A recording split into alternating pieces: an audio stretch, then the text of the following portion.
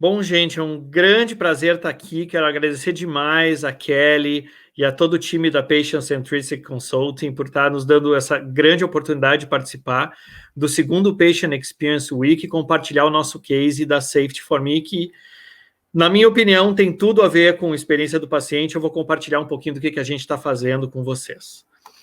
Então, só para vocês entenderem um pouquinho da minha história, eu sou médico de formação, me formei na PUC, sou cirurgião geral, fiz transplante de órgãos abdominais por muitos anos, e isso me levou a ser gestor. No início dos anos 2000, inicio no mesmo hospital, no Hospital São Lucas da PUC, a minha carreira como gestor. Viro executivo em saúde, primeiro como gestor hospitalar e depois como gestor de operadoras de plano de saúde. Mas o ano que foi mais marcante como gestor na minha vida foi o ano de 2013, quando eu recebi a oportunidade de inaugurar o Núcleo de Segurança do Paciente do Hospital São Lucas da PUC, alinhado, então, ao Programa Nacional de Segurança do Paciente, que a gente vai comentar um pouquinho para vocês. E de lá para cá, a minha vida já são 8 anos de dedicação praticamente exclusiva ao tema segurança do paciente. Isso é muito importante, eu não sei o quanto de vocês, a nossa audiência, ela sabe disso, né? Mas segurança do paciente é um tema relativamente novo, tão novo quanto a experiência do paciente, né? O primeiro grande relato que nós temos vamos dizer, na história científica, né, da gente assumir que a indústria da saúde ela é realmente uma indústria de risco, ele data de 1999, com a publicação do Erro Humano, né, o To Err is Human, pelo Institute of Medicine. E lá a gente sabia que com essa publicação, muita coisa iria mudar, felizmente tem que mudar, né? E nós tínhamos alguns dados muito marcantes dessa publicação, que eles diziam que aproximadamente 95 mil americanos morriam todos os anos em função dos eventos adversos, e que os eventos adversos representavam de 2,5% a 4% das internações hospitalares. Então, assim, números bastante impressionantes, né? Esses números têm sido atualizados, né, e hoje, de acordo com essa fundação, que é a Patient Safety Movement, né, a Fundação Movimento de Segurança do Paciente, eles já estimam que são mais de 200 mil americanos que morrem de eventos adversos nos hospitais americanos todos os anos, e a estimativa mundial deles, global, é de que 4,8 milhões de pessoas morrem por causas que seriam preveníveis. Então, vocês veem o tamanho do impacto desses números realmente em segurança e qualidade no sistema de saúde, né? De acordo com o CDC, agora todo mundo sabe o que é o CDC em função da pandemia, né? O Center for Disease Control de Atlanta, os eventos adversos são a terceira causa de morte, gente, nos hospitais americanos.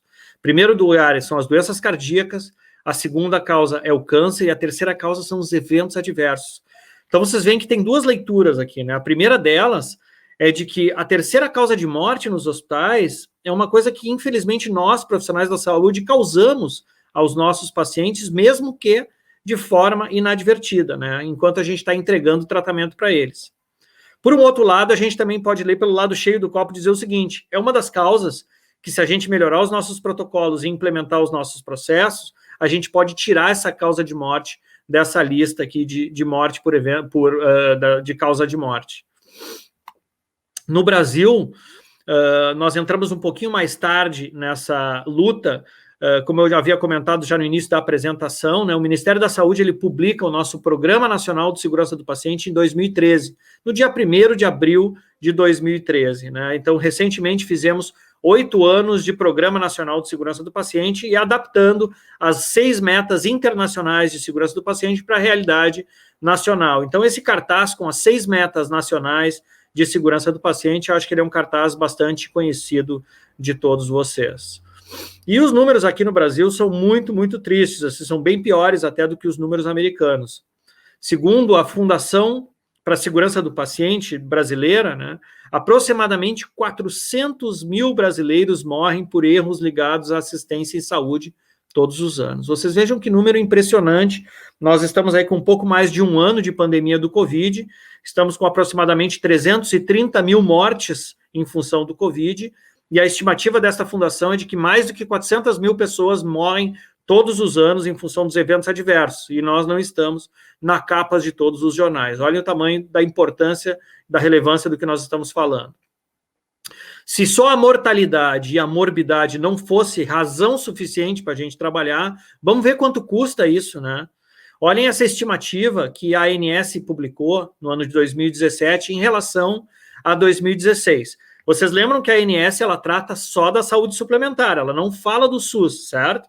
Então, assim, só na saúde suplementar, no ano de 2016, as operadoras de plano de saúde pagaram aos hospitais 47 bilhões de reais pelos serviços prestados. E aproximadamente 15 bilhões deste total, em torno de 30%, foram os custos atribuíveis à insegurança assistencial, sendo que dos 47 bilhões, em torno de 10,9, quase 11 bilhões, eram custos que poderiam ter sido prevenidos.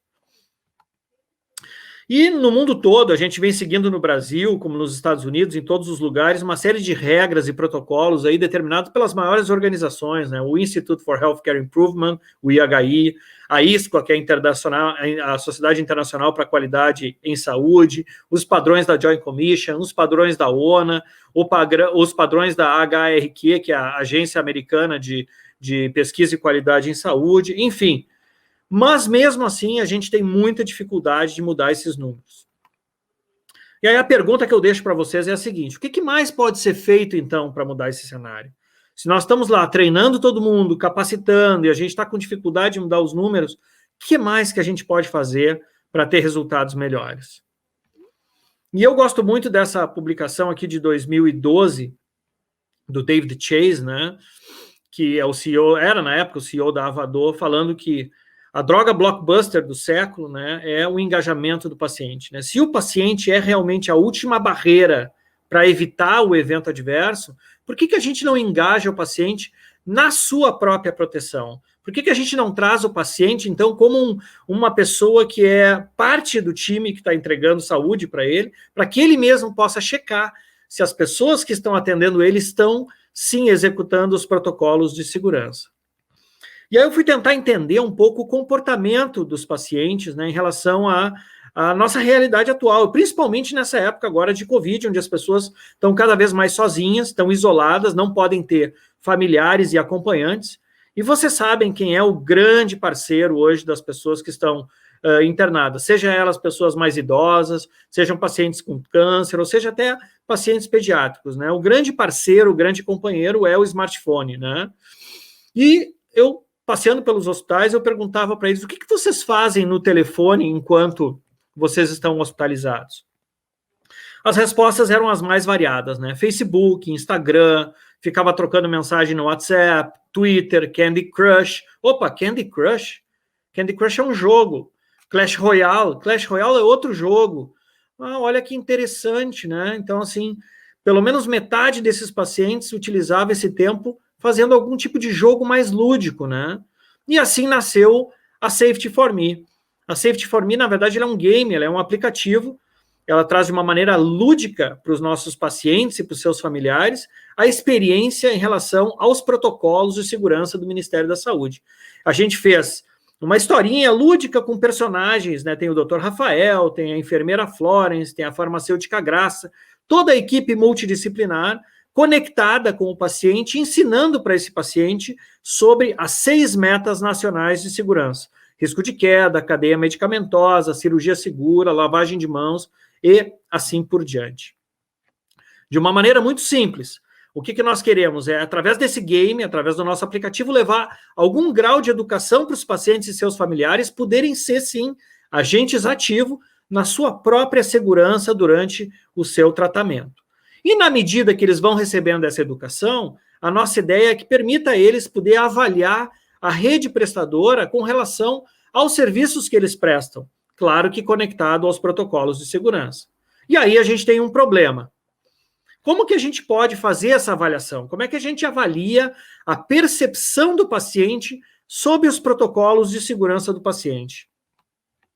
E aqui eu destaco essa publicação do IHI de 2019, que eles comentavam que, apesar de todas as abordagens inovadoras, né, para medir a segurança do paciente, né, safety measurement being developed, né, a gente ainda carece de um método de mensuração que seja universalmente aceito, né, que entenda e possa realmente melhorar a segurança dos pacientes, né? Então, eu vinha pensando sobre isso para tentar descobrir a melhor forma de medir a percepção dos pacientes em relação ao compliance, aos protocolos de segurança. E aí, olhando dentro do nosso sistema de saúde brasileiro, principalmente a saúde suplementar, a gente sabe hoje que a ANS preconiza muito a utilização do NPS, né, o Net Promoter Score, que vocês sabem, né, é uma ferramenta que mede a lealdade do consumidor, ele é utilizado em diferentes indústrias e é, sim, a ferramenta padrão da ANS para que as operadoras de plano de saúde possam reportar para a ANS como que o seu beneficiário está sendo atendido na rede prestadora. Mas eu, como gestor em saúde, eu sempre tive uma crítica à utilização do Net Promoter Score, porque, na minha opinião, o NPS ele só avalia a casca do atendimento. Ele avalia se a recepção foi adequada, se tinha um tempo de espera adequado, a hospitalidade, se o pessoal foi atencioso com você, se estava tudo limpo, higienizado. E isso, para mim, não é o core business, não é qualidade e segurança. Bom, não vamos inventar a roda, né? Por que a gente, então, não adapta o Net Promoter Score para tentar avaliar o quesito segurança? E assim a gente fez, né? A gente começou a utilizar a mesma ferramenta, que é o Net Promoter Score, para avaliar a percepção que os pacientes tinham em relação à aplicação dos protocolos de segurança. E nós chamamos isso carinhosamente de NPS-S, o Net Promoter Score para segurança. E a pergunta ela é basicamente como está aqui na nossa tela. Eu dou alguma informação, por exemplo, sobre prevenção de quedas, e depois que eu dei essa informação sobre prevenção de quedas, eu pergunto para o paciente: baseado nas instruções para prevenir quedas, você recomendaria este serviço de saúde para quem precisa tratamento? E a pessoa vai ali e responde com os rostinhos tristes, feliz, de acordo com o que ele imagina que está adequado. E essa informação ela vem toda para o nosso dashboard. Então, vocês têm aqui um exemplo de um dos nossos dashboards, mostrando a nota consolidada de um hospital a respeito do Net Promoter Score da segurança, o NPS-S. Então, este hospital aqui que está em tela, ele tem 12% de percepção de segurança dos pacientes, ou seja, o NPS-S dos pacientes se encontra na zona de aperfeiçoamento. Tem bastante coisa para aprender aí esse hospital. E a gente consegue abrir por diferentes metas de segurança. O mesmo NPS-S, olha que interessante. Nesta mesma instituição, a gente tem o NPS-S pela identificação correta, pela comunicação entre as equipes, na segurança com medicamentos, na cirurgia segura, na higienização das mãos, na prevenção de quedas, enfim, por todas as metas de segurança. Podemos ver os setores do hospital, se é emergência, internação, qual é o andar, quais são os andares que aconteceu, quais os usuários que estão ativos ou não, o período das hospitalizações, enfim. O nosso dashboard agrega a percepção dos pacientes em relação ao compliance de segurança na instituição de várias maneiras. Isso foi, inclusive, motivo da minha tese de pós-doutorado aqui em San Diego, onde eu resido atualmente, né? E eu posso depois compartilhar com vocês, se vocês quiserem ver o nosso artigo, onde a gente fala da experiência da utilização do NPS-S, ou NPS adaptado, para ver a percepção dos pacientes em relação ao compliance, às metas internacionais de segurança do paciente. Mas, gente, eu aprendi com a Kelly e com a Patient Centricity Consulting que experiência do paciente é muito mais do que segurança do paciente, né? Que se a gente olhar nesse slide aqui, a segurança do paciente é um dos 3 grandes pilares, né? E nós estávamos focados só neste pilar de ver a percepção do paciente em relação às questões de segurança. E quando eu fiz o primeiro workshop com a Kelly, eu aprendi que é muito importante a gente ter na instituição o cuidado centrado no paciente e também a questão da excelência na jornada. E aí nós pensamos, o que a gente pode colocar dentro da nossa aplicação que possa ajudar no cuidado centrado no paciente e que possa ajudar a gente a obter a excelência na jornada? Bom, primeiro então sobre o cuidado centrado no paciente. A gente acabou desenvolvendo um canal de comunicação em tempo real para que os pacientes e seus familiares possam se conectar com o gestor da instituição e mandar mensagem em tempo real. É bem simples. Fale com a equipe.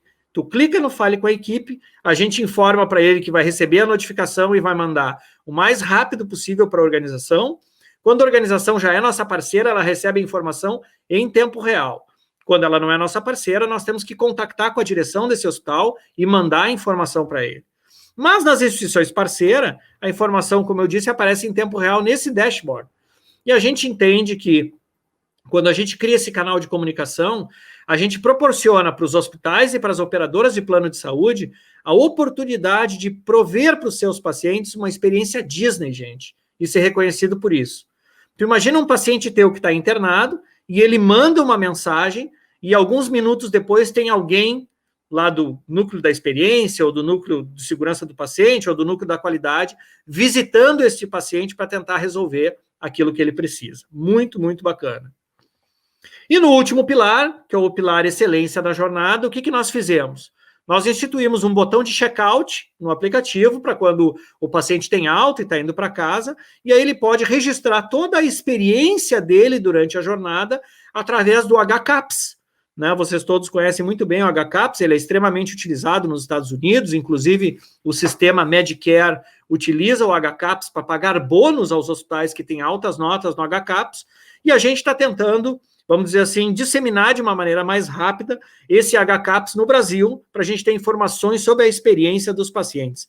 Já utilizamos a versão que foi retificada, foi validada para a língua portuguesa, então sempre que o paciente faz alta, ele faz o check-out no nosso aplicativo, a gente apresenta para ele as questões do HCAPS, que também aparecem lá no nosso dashboard, neste mesmo formato. As mesmas perguntas do HCAPS traduzidas para o português.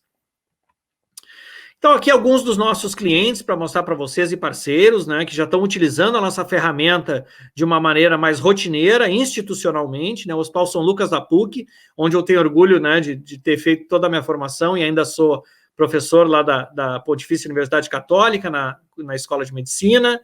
O Hospital Ernesto Dornelles, que é um dos hospitais onde a gente tem o nosso melhor case também, assim, um volume de utilização da plataforma muito importante. Aqui vocês estão vendo esta reunião, que é a reunião da diretoria com os gestores das áreas, e a gente fazendo a abertura dos dados, né, do Safety for Me para discussão com todos os gestores. Então, vocês veem o grau de importância que a ferramenta tem, né, para te poder fazer um alinhamento das novas estratégias que o hospital vai poder desenvolver com os seus gestores. Né? Um outro case bastante interessante que nós temos é no Hospital da Unimed Juiz de Fora, um hospital recentemente construído, inaugurado agora a questão de 1 ano e meio, 2 anos atrás, e desde o início da inauguração do hospital, eles utilizam a nossa ferramenta para empoderar os seus pacientes nas questões relacionadas à segurança. Tem sido uma grande oportunidade para nós também, né? E uma outra coisa que aconteceu ao longo do ano passado, que foi extremamente importante, né? A Agência Nacional de Saúde Suplementar, a ANS, publicou em 9 de março de 2020 a RN 452, e essa RN 452, ela, na verdade, ela renova a RN 277, que fala sobre o programa de acreditação das operadoras de planos privados de saúde. E ela redefine os critérios e ela incluiu 2 seções, ou melhor, ela redividiu as seções, né, em seção 1, 2, 3 e 4, e a seção número 3 fala de gestão em saúde, e a seção número 4 fala de experiência do beneficiário. E aí passou a ser importante para as operadoras de plano de saúde reportarem para a ANS como que os seus beneficiários estão experimentando o atendimento em saúde na rede prestadora. E aí o que aconteceu com isso foi que várias operadoras de plano de saúde, principalmente do Sistema Unimed, entraram em contato com a gente e estão hoje utilizando a nossa plataforma justamente para entender como que o seu beneficiário está recebendo, como é que ele está percebendo essa assistência que a rede prestadora está provendo para eles, né? Inclusive, nós temos um case bastante interessante que está sendo realizado junto com a Unimed Porto Alegre. A Unimed Porto Alegre, em dezembro do ano passado, ela inaugurou esse programa que chama Modelos de Valorização da Excelência Assistencial, onde eles pagam uma bonificação aos prestadores que têm melhores resultados de acordo com a percepção do paciente. Então, eles têm 5 pilares que eles estão avaliando, e um dos pilares é a plataforma Safety for Me, que nos deixa extremamente orgulhosos e certos de que nós estamos indo no caminho correto. Nosso aplicativo, gente, já foi utilizado aí por pacientes em mais de 230 hospitais no Brasil. Todas essas bolinhas, esses círculos que vocês estão vendo no mapa do Brasil, é algum lugar onde o paciente, organicamente, através das redes sociais, descobriu a gente e começou a avaliar os serviços e receber educação sobre segurança do paciente. E esse foi o motivo pelo qual, no primeiro semestre do ano passado, a gente publicou o nosso relatório 1 da Safety for Me, né, com avaliações, foram 1.719 avaliações realizadas pelos pacientes em 94 instituições no Brasil, E vejam o nosso NPS geral do Brasil todo, estamos em 45% ainda na zona de aperfeiçoamento, né? Então, olha o dado, que interessante, como tu consegue transportar esta percepção dos pacientes num dado que é gerenciável, né? E pode ajudar os gestores em saúde realmente a melhorar os seus processos e melhorar a experiência e a percepção que os pacientes têm em relação à segurança. Esse mesmo relatório traz os resultados avaliados pelas diferentes metas. Percebam que todas as metas estão na zona de aperfeiçoamento, com exceção da meta número 1, identificação correta, que recém entrou na zona de qualidade com NPS de 52%. Quem tiver interesse em acessar esse relatório inteiro, ele está lá no nosso site, safetyforme.com, é gratuito, é só você entrar lá e fazer o download para você, para a sua instituição. E a última parceria que nós fizemos agora no final de 2020 foi com a ONA, com a Organização Nacional da Acreditação, do ponto de vista de poder fazer alguns treinamentos na plataforma da ONA e também para a gente estudar se diferentes níveis de acreditação, né, nível 1, nível 2 ou nível 3, têm percepções diferentes dos nossos usuários, né? Então, nós estamos fazendo esse cruzamento de dados e, em seguida, vamos publicar para o mercado aí como é que os pacientes estão percebendo segurança do paciente nos diferentes níveis de acreditação pela ONU. Enfim, gente, eu agradeço demais a oportunidade de estar aqui mais uma vez no segundo Patient Experience Week. Agradeço, Kelly, e a todo o time aí por essa super oportunidade. Dizer que nós somos mais uma ferramenta para se somar aos esforços, a gente melhorar a segurança do paciente e experiência é um trabalho que é multi, não é simples, né? Mas a gente está aqui para ajudar na última milha, né? Naquele engajamento necessário, para ser aquela última pedrinha ali, né? Para conectar os pacientes e os gestores de saúde, né? E executando assim a nossa missão, que é ouvir os pacientes para transformar o cuidado. A gente acredita que se a gente der voz aos pacientes, a gente realmente vai poder modificar bastante o sistema de saúde. E para finalizar a minha apresentação, eu gostaria de dizer que numa parceria da Safety for Me com a Patient Centricity Consulting, nós estamos provendo para vocês que tiverem interesse em participar do sorteio, nós vamos sortear os serviços da Safety for Me para uma instituição de saúde gratuitamente ao longo de 1 ano, com direito a todo o processo de implementação e acompanhamento. Então, se você tiver interesse em participar desse sorteio e concorrer aos nossos serviços da Safety for Me ao longo de 1 ano, você vai clicar nesse link que vai aparecer em seguida e vai deixar somente o seu nome e o seu e-mail para poder participar do nosso sorteio, tá bom? Muito obrigado pela oportunidade e um grande abraço a todos.